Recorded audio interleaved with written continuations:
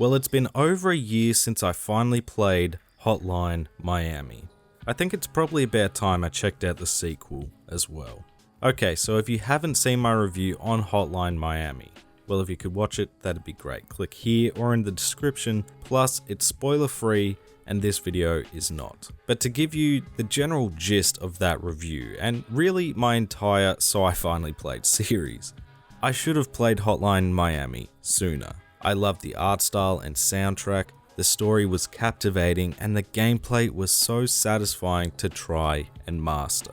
Naturally, after having a great time with Hotline Miami, I wanted to jump straight into Hotline Miami 2, and then remembered it's banned in Australia, which seemed to be the norm back in the day. By the way, probably still happening for all I know. I don't check the news really. Now, I know what some of you are going to say. The developer said to just pirate the game. And you're right. Did I know where to go or how to do that? Not particularly, at least not without fear of some sort of virus bricking my entire PC. Is that a good enough excuse? Yeah, I didn't think so either, but hey, it's better late than never.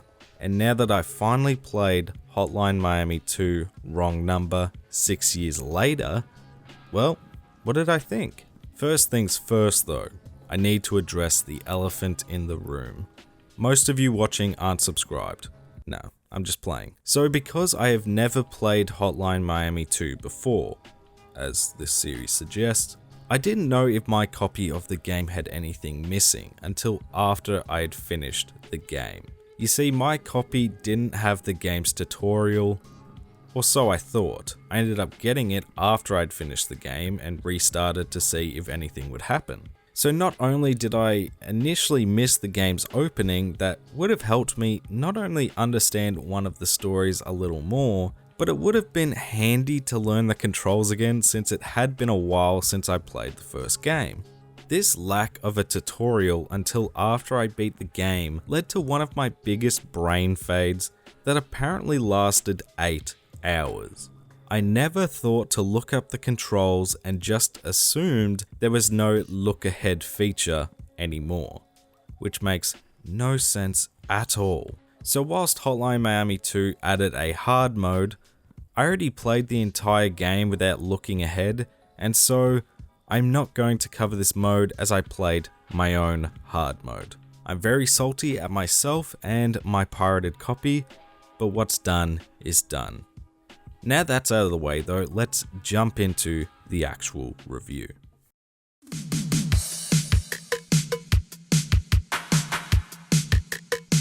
Hotline Miami 2 plays, well, like Hotline Miami, and that is evident right from the jump, except this time they really upped the challenge. And no, not just because of my own personal challenge. At the core, this is Hotline Miami's gameplay. Again, you cannot afford one mistake or you'll be restarting the level, so you need to experiment, trial ideas, find out what actions cause single or chain reactions. Is a melee weapon or a gun best for certain situations? Is it better to be as stealthy as possible or draw out as many enemies as possible to a choke point? You'd think being cautious makes the most sense, but then your score suffers as a result, so it's really a balancing act of slow and steady meets, well, pure chaos and action. All of this is ramped up to 11 though in Hotline Miami 2, simply because of the game's bigger levels, which means more enemies, which means more challenge. Personally, game versus game, I liked the smaller level design of the first game more. The levels in Hotline Miami had the potential to be finished in seconds if you got good enough, which just felt incredible to pull off, and I don't get that feeling here. The levels are quite long in comparison, and whilst the core on-the-fly strategy and trial and error is still prevalent, they lose that non-stop morbid style action. Whilst we're talking about lesser elements as well, I miss the mask system. It is here, but not enough, and just left for certain characters. We'll go over this in the story. The masks added that variety to the gameplay and added another aspect to think about when traversing a level in Hotline Miami, that here in the sequel is replaced by playing as different characters. Don't get me wrong, I actually do enjoy the change these characters provide, like the Vietnam War setting, the movie set, or characters who potentially can't use certain weapons. I just wish they could have included the masks more to make for a more best of both worlds vibe. With such punishing gameplay design, you also need to factor in frustration. When a game expects perfection from the player, the game must be flawless to avoid frustration, and whether it be bullets or melee swings not hitting enemies they should, or glitched enemy animations, whatever it is, if you have to restart a level and it's not your fault, that is frustrating, but thankfully not a regular issue. Again though, there isn't much else I can say about the gameplay. It doesn't do all that much different, and in my eyes, that's a positive. Hotline Miami's core gameplay is still as brutally addictive, morbidly stylish, and chaotic good fun here in Hotline Miami 2. Whilst I did miss the shorter, more balls to the wall action of the original's level design, and more masks would have been appreciated, I just had too much fun playing Hotline Miami 2 to really care too much about these lesser elements. The gameplay will hook you in and make you strive to do better next time. It's just a good time to play, and it's still so satisfying conquering a level that's been beating your ass for minutes on end, after you finally solve the puzzle of that particular level.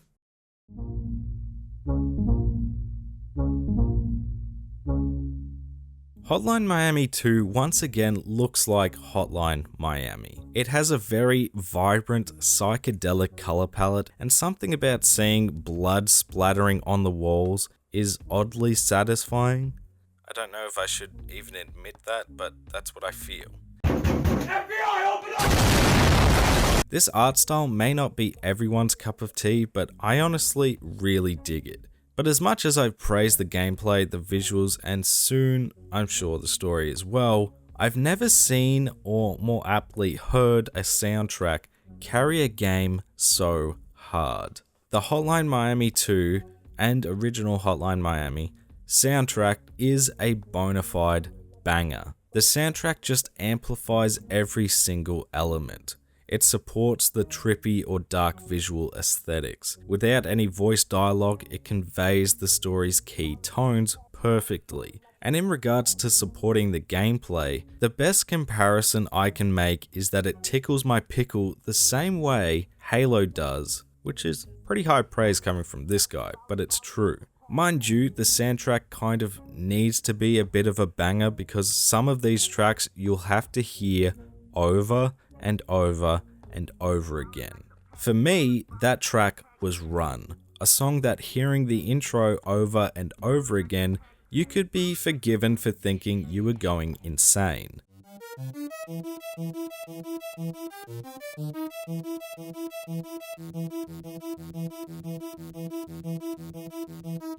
But it does evolve into an absolute vibe.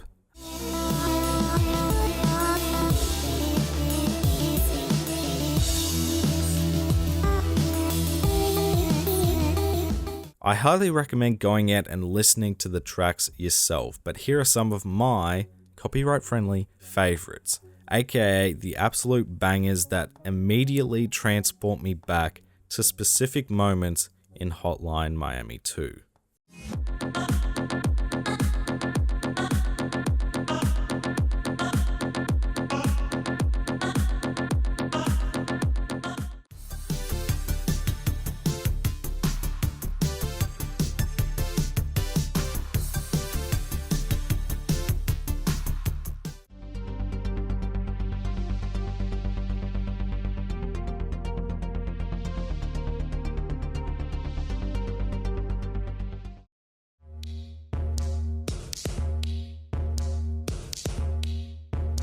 Let's not beat around the bush here. Hotline Miami 2's story is odd to put it mildly, and sort of why I wanted to save it for last this time. Plus, it's the biggest aspect to dive into, and some people may not care. Once you finish the game and its story, it's like you're looking at a jumbled up puzzle. It does leave you wondering, well, what the hell just happened? It's definitely a story that benefits from being experienced twice, but if you don't want to do that, I'll do my best explaining what went on here.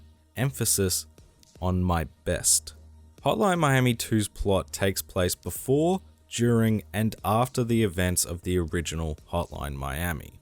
I told you, it's a bit of a jumble. Luckily, for the most part, it focuses on the aftermath of the original game, which is around 2.5 years later. Jacket is on trial for his actions in the first game, and these actions have impacted several individuals' lives, both directly and indirectly. It's these individual stories that we'll be experiencing here in Wrong Number. Let's begin with the pig butcher and the movie Midnight Animal, which is loosely based on Jacket's exploits. Martin Brown plays the pig butcher in Midnight Animal, an unusual or out of place role we come to find out, but through a dream interview, we learn that Martin is using this film as a way to live out his personal, murderous fantasies, reveling in the over-the-top violence, but hiding this dark admission behind it's just a movie. Now, the story presents itself like Martin is acting out this role, but who honestly knows? This could all be as it seems, as we know Midnight Animal is a legit movie in this world, but we never get confirmation that Martin is the lead. Perhaps Martin has placed himself mentally within the movie as a coping mechanism or justification for his real-life horrific actions. It's never confirmed one way or another, and to me, Martin always appears a little off. Martin's story ends when he is accidentally killed on set by a prop gun, which again, who knows if this was a movie accident or Martin's mind has just fallen too deep into madness. I think I find Martin's story so interesting, and the concept of Midnight Animal in general is because it is a great point of self-reflection on why we play and or enjoy violence. The message is clear, and it's not a new message, this was in Hotline Miami as well, but asking the question of why is fascinating. When games flip your actions back at you, it's always going to make you look within yourself and ask, why do I enjoy this? Or why am I doing this without a second thought? It's a storytelling mechanic I really enjoy, and Hotline Miami 2 does this quite a lot, and it's done very well. Next up, we have the Henchman. The Russian mafia is trying to rebuild with the son now in charge, with his right-hand man known as the Henchman. The Henchman appears to be over this life of crime for noble reasons, sick of the violence and wanting to settle down with his girlfriend. The son permits the Henchman to leave, but not until he completes one last job, which he does, except instead of retrieving the cash and handing it to the son, the Henchman's greed leads him to take it for himself, and he flees alone with the money.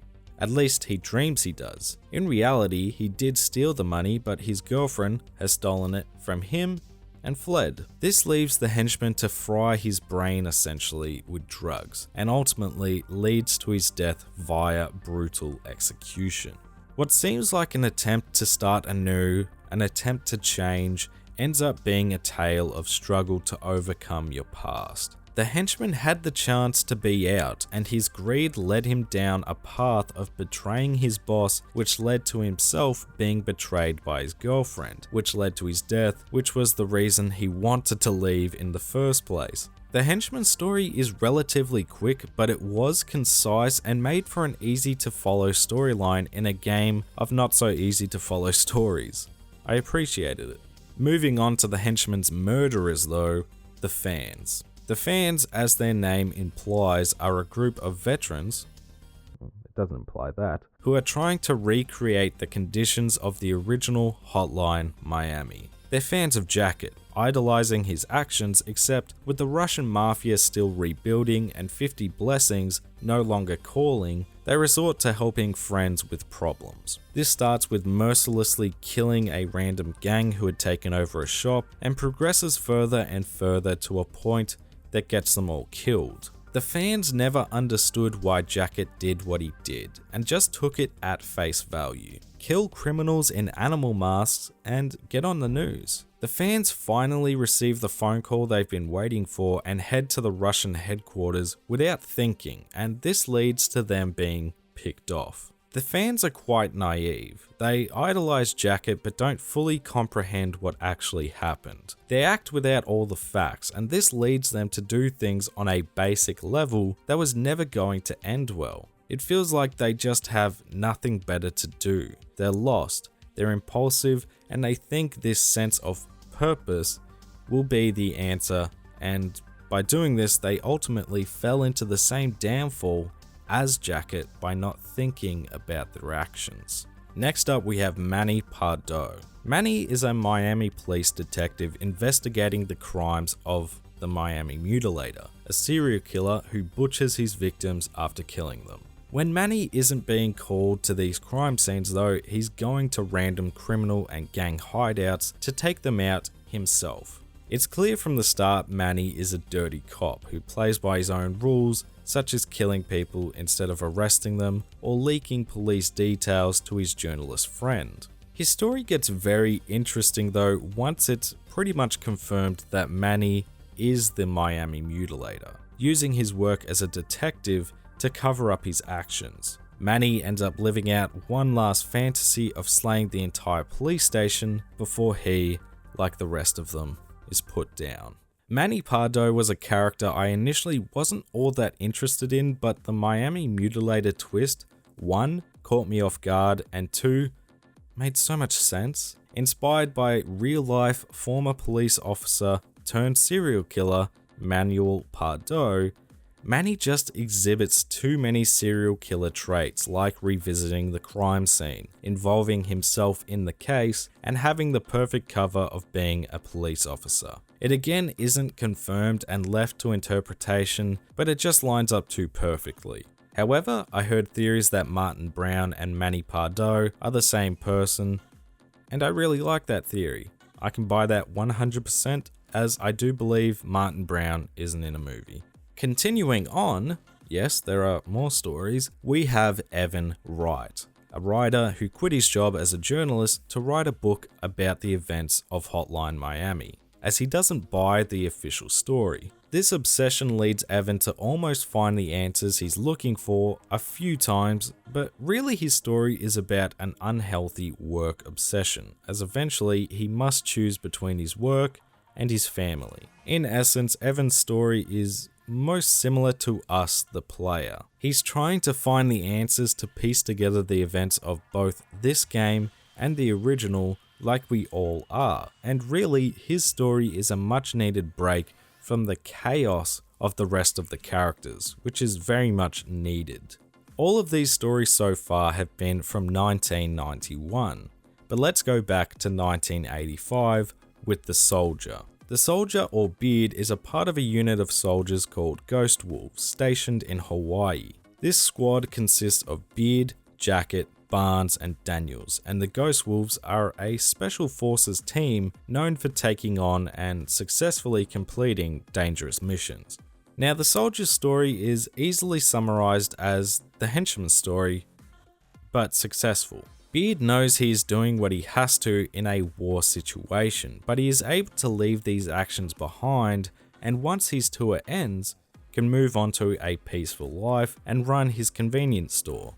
A happy ending before, like many characters, he dies from nuclear destruction in the bombing of San Francisco in 1986. A very sad end to the Soldier's story, but gives us more backstory into both 50 Blessings and Jacket's story, and simply shows the consequences of violence is much larger than anyone can anticipate. Back to 1989, we have the Cobra, also known as Jake, who, I'll be honest, feels like he has the most irrelevant story in the game. He is relevant, but I'll get to that in a second. Jake is an overweight patriot in the worst possible ways, who has been receiving calls from 50 Blessings like Jacket and the biker. He ends up learning the truth about 50 Blessings, but dies before he can do anything about it. His story initially feels out of place, but he is really more so used as an example. He's an example of who 50 Blessings were trying to recruit to complete their mission. I'm not saying he's a vital piece of the story, but not worthless. He's used purposefully. Hotline Miami 2 also gives Richter, an antagonist from Hotline Miami, more spotlight. We get Richter's timeline of events from his conversation with Evan, where it does come off much more compassionately. He is caring for his mother, who is partially immobile, and begins to again receive calls from 50 Blessings to take out the Russians. He initially ignores these calls until they bring up his mother, and that's how they get him to do their dirty work. Richter's story in Hotline Miami 2 is really just his side of the story after being portrayed as the bad guy in Hotline Miami. Richter's reasons for his destruction isn't because of pure hatred of the Russians or loving violence, though he probably does have both to some degree. He's coerced into his actions, and his response is understandable. Richter's story snuck up on me a little bit. I just knew him as the bad guy from Hotline Miami, but there was a much more understandable reason for his actions. Not excusable though, and he is not an innocent man, but he gets what he wants by the end, even if it's just for a brief moment. Last storyline, and back to 1991, we have the Sun, the now head of the Russian Mafia. The Sun has brought the Russian Mafia's influence in Miami back after releasing a new, highly addictive drug. The Sun is an interesting character because he is, like most characters in this game, a ruthless killer and involves himself in his operations. However, he does show a lot of loyalty and traits of being a good leader himself, as he gives the Henchman gifts and respects his wishes to leave. His downfall is his self-doubt, fearing he will meet the same end as his family before him. His insecurities lead him to take way too much of his own drugs, and the Sun ends up going into a psychotic hallucination where members of his mafia resemble demons, and the fans who were raiding his headquarters at that point resemble mystical creatures based on their masks. The Sun just loses his grip on reality to a point where he believes he's walking onto a rainbow road, only to fall to his death in reality. The Sun's story begins much like you would expect from a character in Hotline Miami, a new mafia leader at war with a rival gang and trying to rebuild an empire. But the Sun's loyalty to his own and his insecurities and doubts leading to the most badass segment in the game as you fight the fans, and how the two storylines weave together was pretty badass, and immediately after finishing the game put him up there with one of my favorite stories to experience in Hotline Miami 2.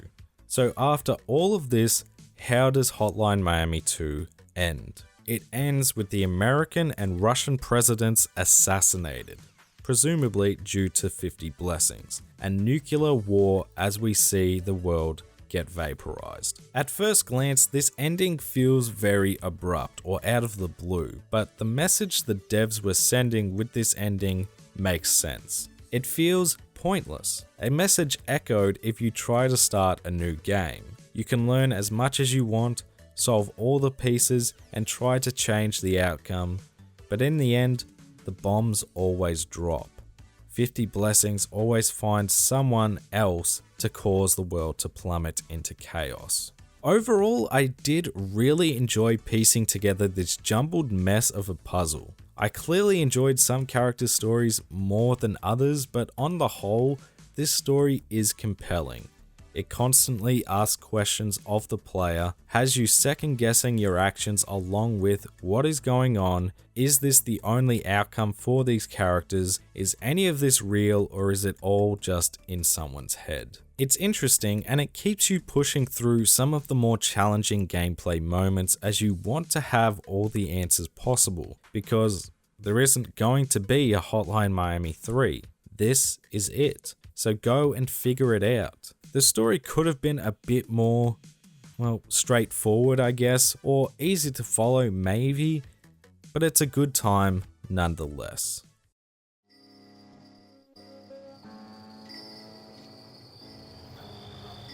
As per usual, I wish I played Hotline Miami 2 Wrong Number earlier. More specifically, straight after I finished Hotline Miami. The story is so intertwined with the original game that I was a little lost with the story until I replayed Hotline Miami to get footage for this video.